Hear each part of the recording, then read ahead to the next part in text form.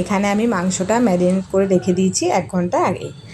আর তার সাথে এখানে সবজিগুলো কুচিয়ে নিয়েছি। সবজির মধ্যে শুধুমাত্র গাজর আর বিটই দিয়েছি। তো একদম মিহি করে কুচিয়ে নিয়েছি আর তার সাথে দিয়ে দিয়েছি পেঁয়াজ আর কাঁচা লঙ্কা।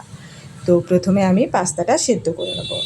তারপর আমি প্যানের মধ্যে অল্প একটুখানি তেল দিয়ে দেবো। তেল দিয়ে আমি সবজিগুলো দিয়ে লবণ দিয়ে নেড়ে চেড়ে 2 থেকে 3 মিনিটের মতো গ্যাসের আঁচটা মিডিয়ামে করে একটুখানি ভাজা ভাজা করে নেব। তারপর ওতে দিয়ে দেবো আমি ম্যারিনেট করে রাখা মাংসটা।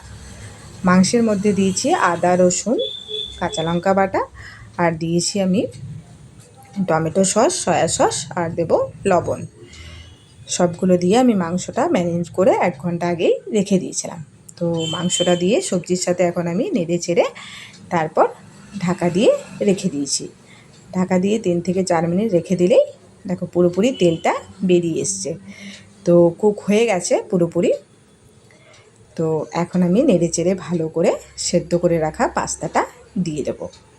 এইভাবে পাস্তা বানালে কি হবে, অনেকেই গাজর বিট খেতে পছন্দ করে না, তো তাদের পক্ষে তো অনেকটাই সুবিধা হবে, কোনো বুঝতেই পারবে না যে গাজর বিট দেওয়া আছে। তো ভালো লাগবে খেতে।